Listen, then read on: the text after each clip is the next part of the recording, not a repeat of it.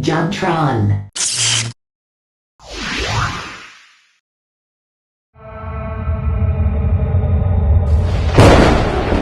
Welcome to part 1 of the JonTron Halloween Special! The top 10 Mario Kart Tracks! Number 10. DK Mountain is one of those immersive tracks that plays out as much like a story as it does a racetrack. First, you make your trek up the side of the mountain before hitting a cannon which sends you skyward.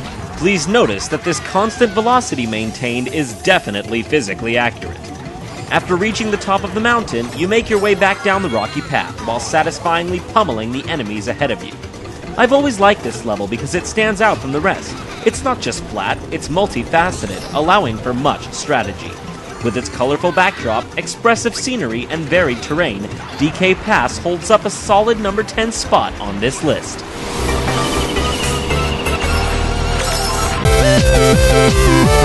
Number 9. What's that? Question marks? That's right. Yoshi's Valley was a level so complex that the computer couldn't actually figure out who was in first place, with winding roads, multiple paths, and porcupines? What? Yoshi's Valley will always be remembered as one of the fuckiest of all Mario Kart tracks. You'll know you went the right way if this ends up happening. What exactly is this dancing egg doing here? Upon replaying this track to get the footage for the top 10 you're currently viewing with your own two eyes, while drinking milk and holding a green sandwich while bouncing on a big red ball in space, I realize that this track is perhaps a little more frustrating than it's worth. But whatever, I already wrote the damn script, so fuck it. With the stage's godly music pounding in your ears, you'll surely get lost a few times on your way to the finish line. And don't call me Shirley. Number 8.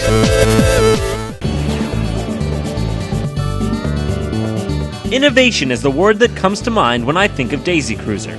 Innovation indeed. With most Mario Kart tracks taking place in a geographical location, Daisy Cruiser takes place in the middle of the ocean. On a fucking boat? Daisy's boat, to be exact. By the way, who gives a fuck about Daisy anymore anyways? Yeah, I know she was in Mario Land, but still. Don't we already have one annoying princess in the Mushroom Kingdom? Do we really need a palette-swapped clone? Peach. Daisy? Peach. Daisy. Anyways. In this level, you zipped your way through all the ins and outs of this brown-haired fuckhead's cruise liner, with some of the more memorable portions being the pool, the lower deck, and finally the awesome dining hall, which had tables that would sway from side to side with the rest of the ship. All in all, this was a ride that will be forever burned into the minds of Mario Kart fans alike. Number 7.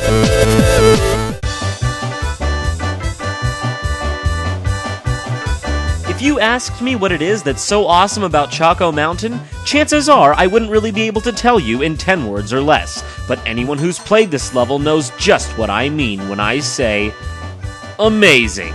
Something about the music, something about the atmosphere, something about the ground, something about those boulders, something about that horrible fog, something about knocking your opponents down that cliff, something about this level is fucking sweet.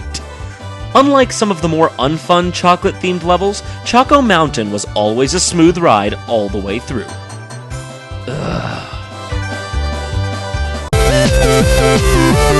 Number 6.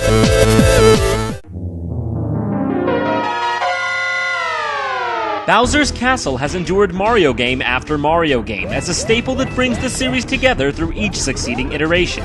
This fact is no different when applied to Mario Kart. Bowser's Castle serves as an anchor point in the series, reminding you of just how much you really do love the Mario universe.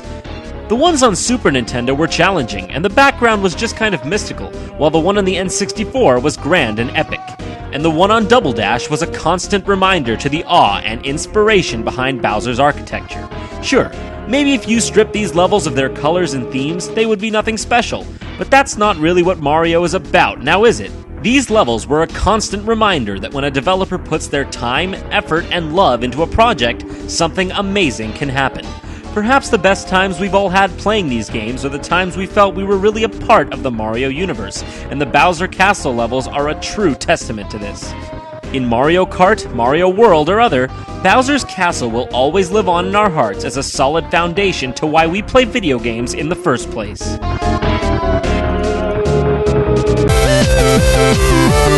Number 5. In Mario Kart Tracks, style and atmosphere are king, and oh, was Banshee Boardwalk filled to the brim with those elements. A take on the classic Ghost Valley level from the Super Nintendo title, Banshee Boardwalk had dangerous ledges, wandering boos, and a fucking giant piece of shit cheat sheet. What's great about this track is that not only would a red shell incapacitate your foe for a few seconds, it may very well have knocked their sorry ass off into the drink. There was no toying around with this level, it was the real deal. You know that feeling when you know a Mario Kart level so damn well that you could recite it Rain Man style? 18 wheels and a dozen roses. What's the number? Banshee Boardwalk? And then there was always that one part of one particular level that you could never do right no matter how hard you tried. You know what I'm talking about. These bats. How the hell are you supposed to avoid these bats? I always either end up falling off the ledge or getting spun out by them. Maybe I just suck. Trust me, you do. Yeah, okay. Challenging, spooky, and most importantly, fun as hell, Banshee Boardwalk was an oceanic cruise to gaming bliss. Number 4. Video games are a medium like no other, and through them it's possible to continue certain ideas almost like tradition. Airship Fortress is evidence to this fact. We all remember trouncing our way through Bowser's airbound wooden castles in Super Mario Bros. 3, and we were able to yet again relive them through Mario Kart DS. Though previously our wheels had never skid through these halls, we felt at home, and as if we'd been there before. The level design here is also superb. Starting off with the airship in sight, you know you're in for a wild ride. Lower areas filled with fiery pillars, upper areas with skyward cannons, and the ever-dreaded Monty Mole ready to trip you up and prevent you from your perfect time. Careening through the spiral corridors of this track, you really felt as if you were caught in the midst of warfare, and with a large roster of players, there was much fun to be had with Airship Fortress.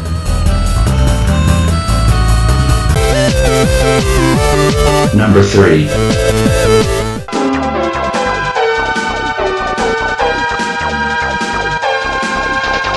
You'd done it. You'd blazed your way through all of the levels in the game, and there was only one more monstrous challenge that lay before you. Rainbow Road.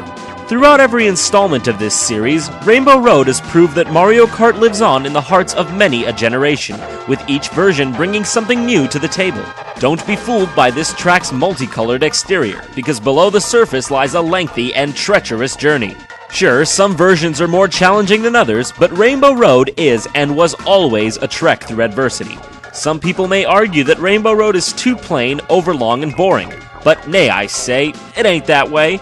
Though my favorite will always be the one from Super Mario 64, I think these levels bring a sort of cohesiveness to the series. The graphics were always dazzling and enchanting, making you want to sit and stare at their beauty for hours upon end in gamer ecstasy. One thing that always stood out to me was the texture of the road on the Double Dash version. It felt very real, almost like you were power sliding on Disney Princess Wishes.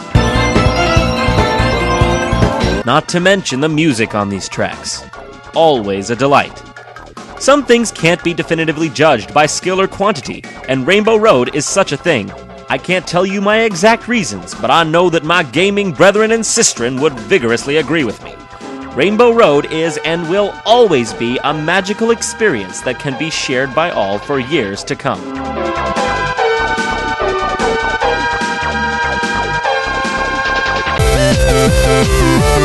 Number 2.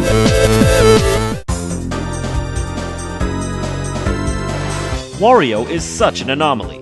The idea behind his character is beyond stupid and simplistic, yet somehow he ended up finding his own unique persona apart from the Mario universe. Oh, and let me tell you about his stadium. Tight as fuck! In the natural vain Wario fashion, you can see his head pasted endlessly along the walls of this off-road dirt bike-themed track. Whether this was due to low cartridge storage space or pure inspiration, we'll never know. But what we do know is that Wario's Stadium is one of the few straightforward levels in Mario Kart. Other levels tended to have some sort of gimmick, but this one had a more realistic race feel to it. true skill and the occasional lightning bolt were all you needed to take out the competition. Yes, there were a few glitches to exploit, but they were only for the weak.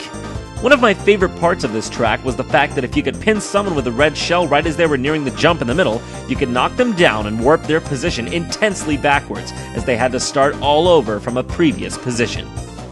Ah, Wario Stadium. I don't know how it happened, but throughout my years as a Mario Kart fanatic, this simple level seems to have taken my heart for keeps.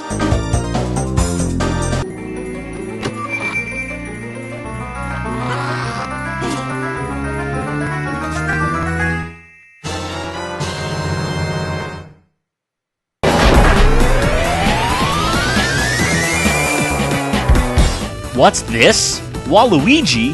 Wario Stadium, then Waluigi Pinball? I smell something fishy, says the audience. Well, fret not, thy sanctimonious viewers, 'tis just a coincidence.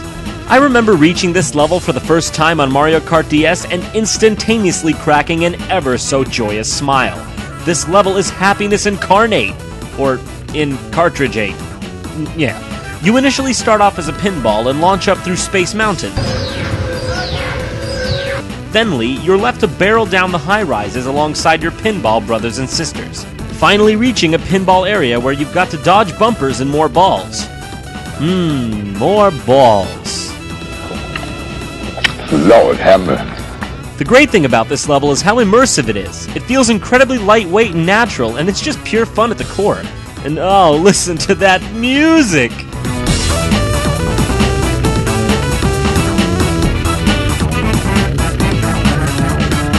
It's got that sort of Sonic the Hedgehog casino feel to it, and what's great is that the sound effects change from the normal and convert to this arcade feel. Only on this level too. I have no idea why, but it's awesome. You know, it's not particularly long or that complex, but something about it is so addicting and fun. Hell, I'm not even sure if any of you out there agree with me on this, but I'll tell you.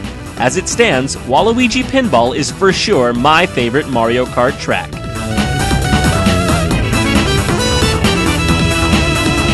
Go to youtube.com/JonTron Show if you want to see Jon and Jacques talk about their favorite boss battles of all time. Thanks for watching, and don't forget to subscribe! Please subscribe!